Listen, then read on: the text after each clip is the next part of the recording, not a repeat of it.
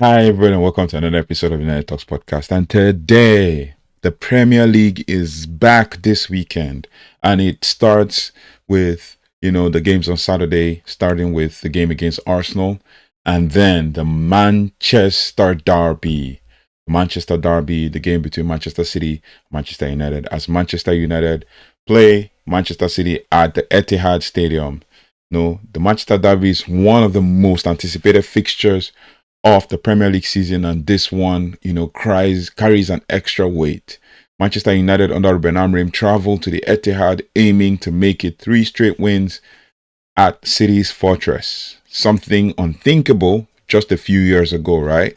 United enter with 4 points from 3 games, boosted by the 3-2 win over Burnley before the international break. Meanwhile, Pep Guardiola's Manchester City are under pressure early in the season. The champions of England, the former champions of England at some point, have already suffered 2 defeats in their opening 3 games, sitting at 13th in the table.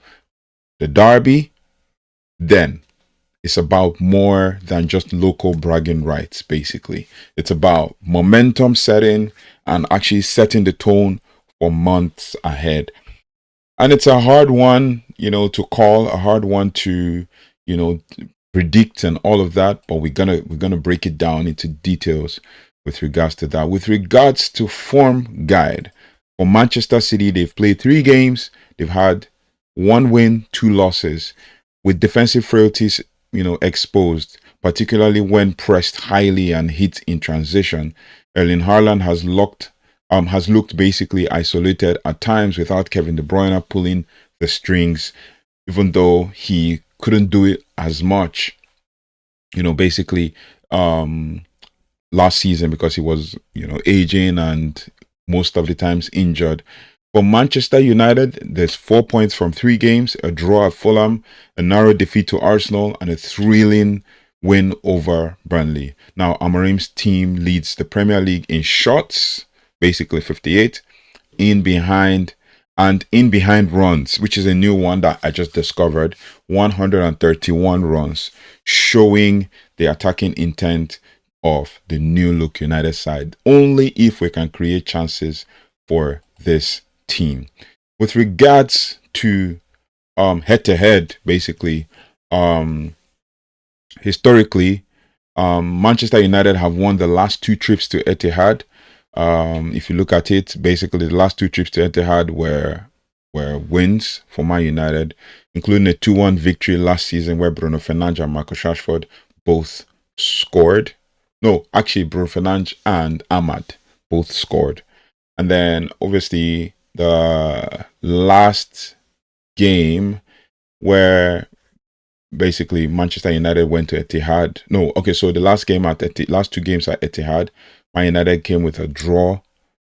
No, actually, let's look at this stat together. In the last 5 games, Man United have won at Etihad 2 times, right? And then drawn once, and then lost once. Meanwhile, the last game at Old Trafford ended in a 0-0 draw. And then there has been 60 wins for Man City, 55 draws between both teams, and 79 wins for Manchester United. And then in the Premier League alone, the last maybe 3-4, as I said earlier, the last 5 games in the Premier League, Man City have 2 losses and 3 draws, and Man United have 2 wins and 1 draw and 2 losses.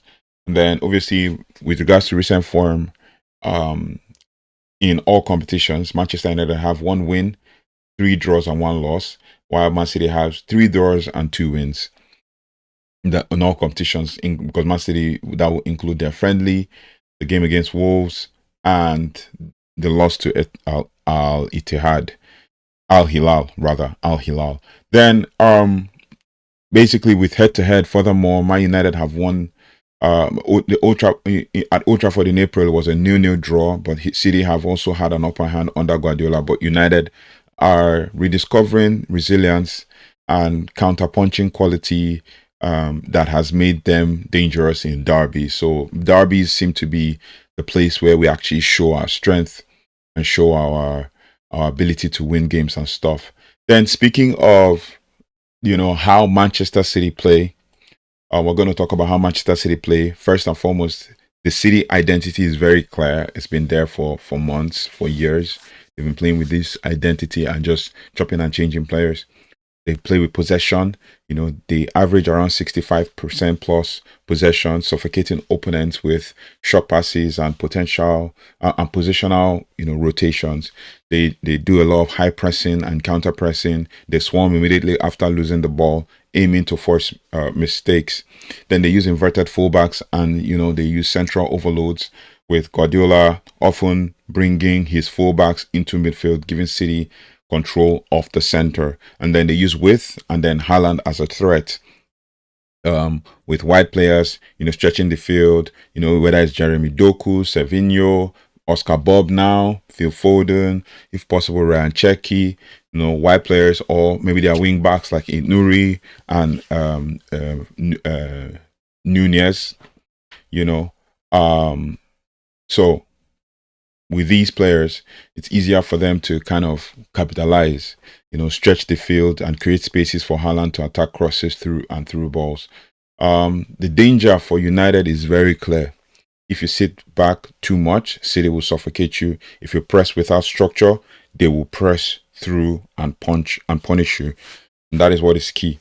So we're going to go with predicted lineup for Manchester City. Predicted lineup for Manchester City goes like James Trafford in net. Obviously, Donnarumma just joined, so he'll potentially not start, but James Trafford in net. With the barrage of injuries they have and the selling of Manuel Akanji, they'll probably go with Netanyahu and Rúben Dias. Rúben Dias played in the international break. Netanyahu is probably going to be ready to play. Ryan Nuri is touch and go, but I'm going to put him there. Whoever they start will depend on who is available. And then we'll go with Nunez, who is supposed to be a midfielder but playing at the right back. Rico Lewis is also injured, so that also leaves them short at the back. If we're going to use Kusanov as well, Kusanov is injured. He got, I think, ankle injury or something. So it is what it is. Then in midfield, there are Rodri. Rodri is back. Rodri is back for them. We can always take a peek at what they potentially would offer. And with Rodri, it's really hard to say because he's also touch and go and they've been losing games even with him in the lineup. They could also go with Nico Gonzalez also in that midfield. But I'll say based on form and based on availability and based on versatility, they'll go with Tijani Reinders and Bernardo Silva as their two attacking midfielders, or maybe one drops back, maybe Reinders or Silva. Then Oscar Bob and Jeremy Doku as wingers, and then Erling Haaland up front, as we all know. So it depends on what they are very ready to offer in that situation. So that is a predicted lineup for Manchester City. Then we go to their key players. Key player for Manchester City will be, for me, in my own opinion, Tijani Reinders. I could say Erling Haaland, but Erling Haaland is a freak.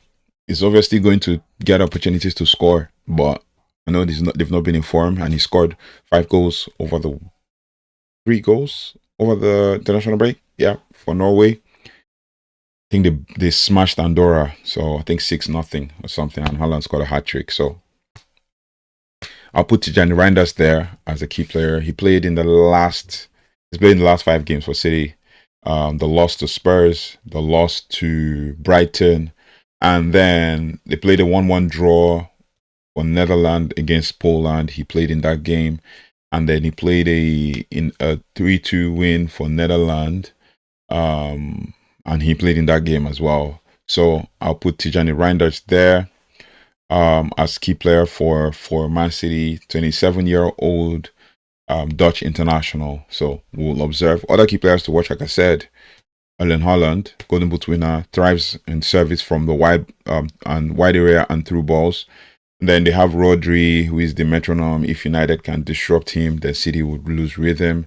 They have also other players, including Rúben Dias, good defender. Bernardo Silva, another good midfielder who just always loves to foul and all of that. Then Oscar Bob, pretty much an unknown quantity, but really good. We've seen him perform really well for City. So let me know your thoughts or feelings in the comment section about these ones. But yeah, that's for Manchester City. And then we go to how Manchester United play. And for Manchester United, under Rúben Amorim, obviously we've talked about it a whole lot. I haven't released a video comparing both style of play between Manchester United and Crystal Palace. Go watch that. It's on our channel already. We've talked about it. We've drilled it in details, but we're going to talk about it in summary. Amorim's Manchester United are intense, vertical, and fluid, especially with the addition of Bryan Mbeumo, Benjamin Sesko, and Matheus Cunha, who is a doubt for this game, but we'll see. With the system, it's a flexible 3-4-3 formation that switches into a 4-2-3-1 or a 5-3-2 under pressure, or 5-3-2, or even like if we're looking for goals, 5-3-2. If you're defending 5-4-1, depending on position of every player. The build up, it starts with the goalkeeper passing the ball to the center back, and then that one passes either to Euro or Shaw if they're both playing, or basically the goalkeeper acts as an extra midfielder, progressing play under City's press, basically. Verticality is also another situation that United plays. United don't just keep the ball, they look to break lines quickly using the midfield runners and wide overloads. And then when it comes to transitions, they immediately counter press, to win the ball high. Then they use the explosive pace in behind. With defensively, when it comes to defensive situation or a defensive block, there's a compact mid block in a 5-2-3 or 5-3-2, forcing play wide and then hitting on the counter with players like Dogu, Ahmad, Dalot, and the rest. So pretty much what we expect Man United to play like. Then we takes us now to the predicted lineup for Manchester United. Predicted lineup for Manchester United goes like, and it will shock everybody. I went to a lineup that I went with the last game, but I think basically based on what I am seeing online, it could be one or two subtle differences, which I'm going to talk about. But obviously, we don't get the debut we get for a player that we expect, that most Man United fans would expect to start. For me, I don't feel like it's sensible to start him. So the lineup will go as Altabinder in net. Obviously, Senna Lomans would have been a good option to start, but to throw him in the deep end when he literally just had his first training on Monday will not make any sense at all. He's played 4 games for Royal Antwerp, and basically hasn't trained with this team and completely understood. And the players are literally just coming back yesterday. So you can't just say, oh, basically he's going to just go straight into the starting lineup. Nope. So Altabinder in net, Matthijs de Ligt, center back, Luke Shaw and Lenny Euro as the wing backs. This is a solid back four that has worked for Manchester United for years. So that is pretty much it. And then we have in the central midfield, I would have gone with Casemiro.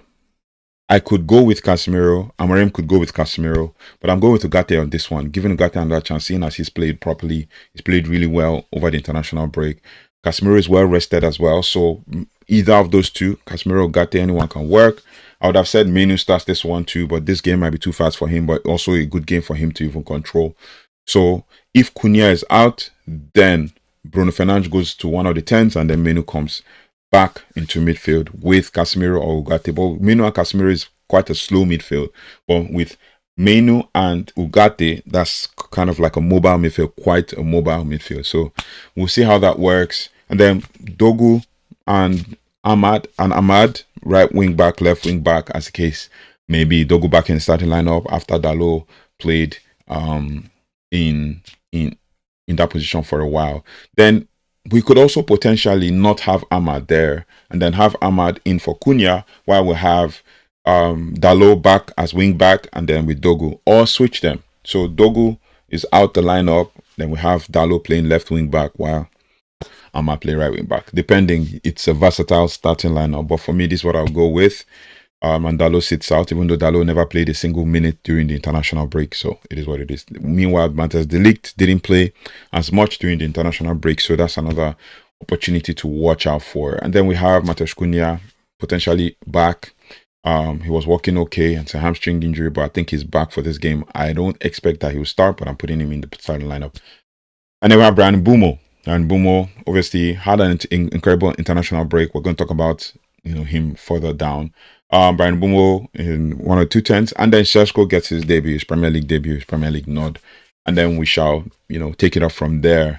Yeah, that's pretty much what it is. This is the lineup I'll go for. It might be slightly different from what Amorim will go for, but this is kind of like a sensible lineup to give players confidence to thrive. And then from there, we will go to key players to watch for Manchester United. For me, key players to watch based on stats and what they have done and outputs and stuff. One of the key players I'll watch for this game, and he's our outlet when it comes to creating wide chances and wide overloads, is Bryan Mbeumo. Now, Bryan Mbeumo basically played the last 4 games back to back, scored 2 goals in the last 4 games. He created an assist in the game that they played for Cameroon, where Cameroon won 3-0, but lost the next game to they lost the next game in the African Cup of Nations, 1-0 due to an error from Carlos Baleba that led to the goal against André Onana in net. So he played 87 minutes in that game and has played. I think he played 87 or 67 in one of the games and 87 in the other. But yeah, 62 and 87. But he created an assist, more like an assist to an own goal. Basically crossed the ball and then someone headed it and it touched and it went into the net. So Bryan Mbeumo, and then he has a stats for, I think, the fastest player in the first 3 Premier League games so far. I think he clocked around 35 kilometers. But I think it was in the game against Fulham. And basically, when he clocked that speed, I think Anthony Robinson covered him up. But Anthony Robinson already had like 2 yards ahead of him. So it was difficult for him to catch that ball. It was an incredible pass from Manuel Ugarte to Bryan Mbeumo. Then another key player to watch for this game is Amad. Amad is another key player to watch. He played the last 4 games as well.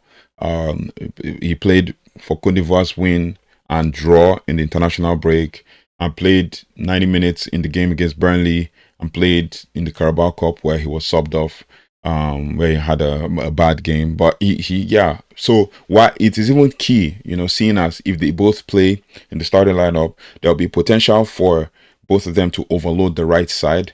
And that will make Doku come back. And Doku is not always the kind of player that will always run back, but he will also defend. Doku is very aggressive, can defend. So we'll see those duels there with Bryan Mbeumo. Bryan Mbeumo, leads the league, for runs in behind. And that is another thing that makes Mbeumo stick out, especially if Amad is going to, take advantage of those spaces that Mbeumo leaves when he runs. Mbeumo is the most, at least the league in behind runs with 54, and his pace and movement can stretch City's backline, especially against inverted fullbacks. He already has 2 goals this season, 1 in the Premier League and 1 in the Carabao Cup. For Bruno Fernandes, who is another key player to watch in this game as well, his creative heartbeat. He created the most chances in the league, 12 chances so far in 3 games, as if he's creating 4 chances per game. And he has scored in United's last 3 wins versus City, So we expect him to exploit half spaces and pick out, Benjamin Sesko or Bryan Mbeumo, or even Cunha if Cunha is there, or Cunha comes short, receive the ball. There's also the chance for even Joseph Zirkzee to play in that position, so Bruno still stays in that midfield, or Bruno goes up and all of that, depending on which one is available. And then, obviously, there's Benjamin Sesko. If given the nod, his physicality, his movement in and around and behind could also trouble City's centre-backs, because obviously they are injured and then they're using their backup of the backups. So we could observe that. And then Cunha, if back, questionable, if fit, he offers, an unpredictability about our front line, and he's the link up between the midfield and the attack. He's the one that comes short to receive the ball. Pretty much same thing as what Joshua Zirkzee does and all of that. So that is pretty much about Manchester United and what is expected, especially with key players and stuff. Now, how can Manchester United beat Manchester City? That is pretty much my question here, right? So the first thing that Man United can do, I always bring out 4 things, 4 ways Man United can beat City, and if we implement this, it will be absolutely amazing, to have 3 wins on the spin. First of all, target City's high line with runs in behind. Mbeumo does that. Cunha would do that. What's his name? Benjamin Sesko would do that as well. So Mbeumo and Sesko's pace is crucial because City's inverted fullbacks leave gaps and United lead the league in off-the-ball runs, so they can exploit this, right? And then number two, we can exploit transition moments. Burnley showed City's vulnerability. They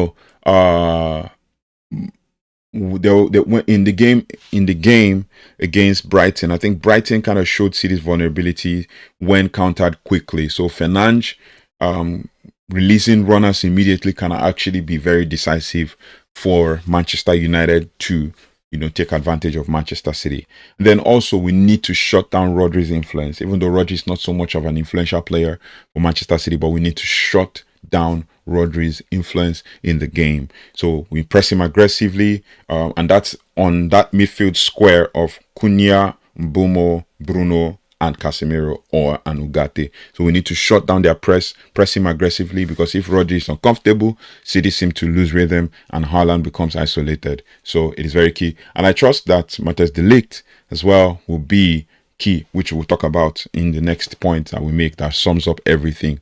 First, then another thing again is set piece threats.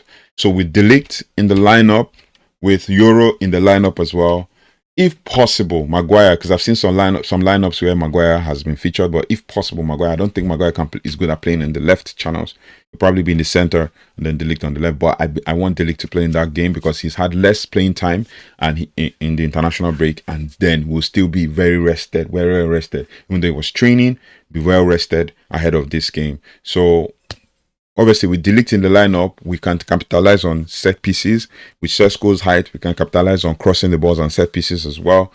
We can have aerial power when it comes to defending and also attacking. City's zonal marking can also be exposed with clever deliveries from Bruno Fernandes. Then, defensively, which is kind of like a bonus point just to help us, how we can win and how we can also maintain the win.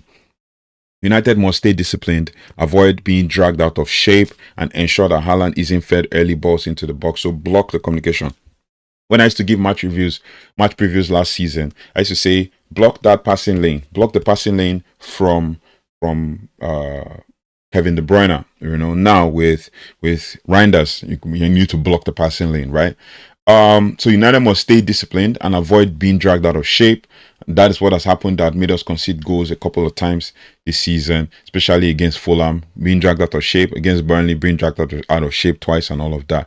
So we need to ensure that Haaland isn't fed early balls into the box, and communication between de Ligt, between Binder, between de Ligt, Binder, Shaw, Euro needs to be very on point, basically, and it's very vital for us to be able to capitalize on that. So to wrap this all up, what are our expectations, for United, especially from United's perspective? This derby is more than just pride. It's a statement game, basically. For Rúben Amorim, United have pace, versatility, verticality, and creativity to hurt City. Mbeumo's relentless runs, Bruno Fernandes' vision, Sesko's presence could lift or tilt the balance, in Man United's favor. City will dominate possession, no doubt, but United don't need to win the ball. They just need to win the moment. I know we've won second balls, we lead the league in second balls, winning second balls and all of that, so we'll just need to win the moment. And if Amorim's men stay disciplined and ruthless in transition, finishing our chances, because we've created the most chances this season, a third consecutive Etihad triumph is very possible, right? So what is my prediction for this game? It's going to be a tough one to call, but I think our hearts are going to be broken at first. Hear me out. I think our hearts are going to be broken at first when City score. But City are going to score 1 and Manchester United are going to score 2. That's what it is. So my prediction is City 1, Man United 2, Bruno Fernandes to play a decisive role yet again. And I see Bruno scoring. Okay, I see Bruno scoring because he has a good record against City. And then Benjamin Sesko gets his first goal for Man United. And 2 assists from Bryan Mbeumo. Ahmad has a role to play in this as well. So, yeah. So, let me know your thoughts and feelings in the comment section. What are your predictions for this game? I know it's a far cry from what we expect, but the truth is Man United can win this game. It's very possible. Anything's possible. Amorim has shown it in the past and can show it again. So let me know your thoughts and feelings in the comment section as we build towards the game. What are your predictions? What do you think Man United is going to, who's going to win, Man United or Man City? Another thing I need to know is what's your predicted lineup? Let me know in the comment section, and we build up towards the game. We look forward to the press conference review when it comes out tomorrow, and then we'll analyze it and tell you what Rúben Amorim is thinking, and potentially the lineup could change. So let me know your thoughts and feelings in the comment section. I'll see you on the next one. Take care, goodbye, and God bless.